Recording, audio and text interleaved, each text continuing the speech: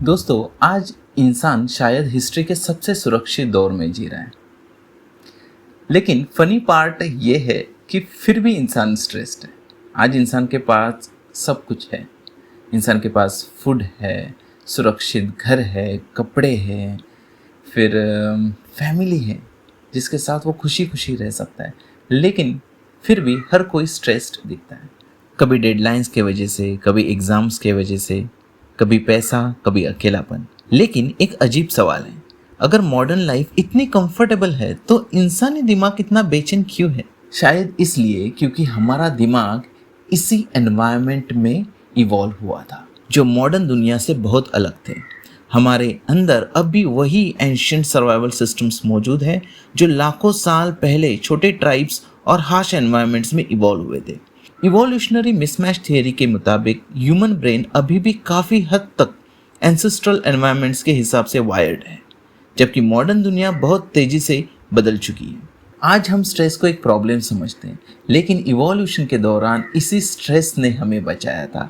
इसी स्ट्रेस ने हमें सर्वाइव करने में मदद की थी। जब एंशिएंट ह्यूमन किसी प्रेडेटर को देखते थे तो बॉडी तुरंत रिएक्ट कर देती, हार्ट रेट बढ़ता था, मसल्स टाइट होते थे, अटेंशन शार्प हो जाती थी।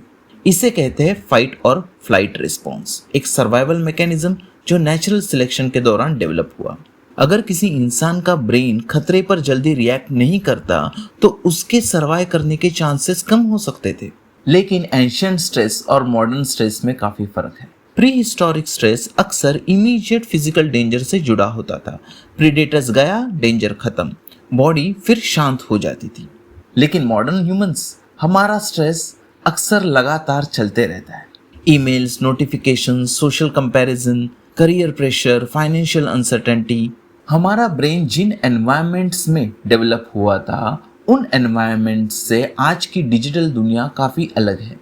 इवोल्यूशनरी साइकोलॉजिस्ट का कहना है कि मॉडर्न एनवायरनमेंट्स कई ऐसे स्टिमुली क्रिएट करता है जिनके लिए ह्यूमन नर्वस सिस्टम पूरी तरह एडेप्टेड नहीं था। कुछ रिसर्चर्स ये भी सजेस्ट करते हैं कि क्रोनिक साइकोलॉजिकल स्ट्रेस बॉडी के वही एंशिएंट बायोलॉजिकल पाथवेज एक्टिवेट करते रहता है जो originally short term survival threads के लिए बने थे। एंशिएंट ह्यूमंस अकेले सर्वाइव नहीं कर सकते थे। वो अक्सर छोटे ग्रुप्स में या ट्राइब्स में रहते थे। अगर कोई इंसान ट्राइब से अलग हो जाता तो सर्वाइवल बहुत मुश्किल हो सकता था। इसलिए ह्यूमन ब्रेन ने सोशल रिजेक्शन को भी डेंजर की तरह प्रोसेस करना शुरू किया। आज भी जब कोई हमें इग्नोर करता है, रिजेक्ट करता है या जज करता है तो हमारा ब्रेन उसी एंशिएंट स्ट्रेस सिस्टम को एक्टिवेट करता है। सोशल मीडिया शायद मॉडर्न टेक्नोलॉजी हो, लेकिन इसके पीछे काम करने वाली जो साइकोलॉजी है वो बरसों पुरानी है। ह्यूमंस इवॉल्व हुए थे सोशल अप्रूवल और ग्रुप एक्सेप्टेंस को इम्पोर्टेंट मानने के लिए, क्योंकि सोशल कनेक्शन सर्वाइवल के लिए ज़रूरी था। लाइक्स, फॉलोअर्स, वैलिडेशन, ये सब हमारे सोशल रिवॉर्ड सिस्टम को स्ट्रांगली एक्टिवेट करता है। इसीलिए सोशल मीडिया सिर्फ टेक्नोलॉजी नहीं बल्कि ह्यूमन साइकोलॉजी के साथ डायरेक्ट इंटरेक्शन है। अक्सर हम ओवर थिंकिंग के बारे में बात करते हैं जिसके वजह से स्ट्रेस होता है। ये ओवर थिंकिंग शायद इवोल्यूशनरी साइड इफेक्ट हो सकता है। एंशिएंट ह्यूमंस जो फ्यूचर डेंजर्स प्रेडिक्ट कर पाते थे, उनके सर्वाइव करने के चांसेस ज़्यादा हो जाते थे। जो इंसान हर आवाज़ पर ध्यान देता, हर खतरे को इमेजिन करता, वो प्रीडेटर से बच सकता था। लेकिन आज वही हाइपर अलर्ट सर्वाइवल मैकेनिज्म कई बार एंजाइटी और क्रोनिक स्ट्रेस बन जाता है। ह्यूमन इवोल्यूशन नेचर में काफ़ी साल तक चलती रही। हम चलते थे, हंट करते थे, छोटे सोशल ग्रुप्स में रहते थे। लेकिन कंपैरेटिवली बहुत कम समय में सिविलाइजेशन ने हमारी लाइफस्टाइल बदल दी। अब हम स्क्रीन्स के सामने बैठते हैं, आर्टिफिशियल लाइट्स में जीते हैं और हज़ारों लोगों से अपनी लाइफ कंपेयर करते हैं। लेकिन हमारे कई बायोलॉजिकल सिस्टम्स अब भी एंसेस्ट्रल एनवायरनमेंट्स के हिसाब से ट्यून्ड है।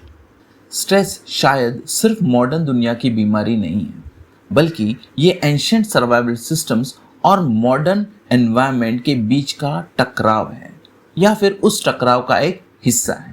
हर मॉडर्न इंसान में आज भी ऐसे साइकोलॉजिकल सिस्टम्स मौजूद हैं जो कभी प्रीडेटर्स, ट्राइब्स और सर्वाइवल चैलेंजेस के लिए इवॉल्व हुए थे। और शायद ह्यूमन इवोल्यूशन को समझे बिना हम खुद को पूरी तरह कभी समझ नहीं सकते।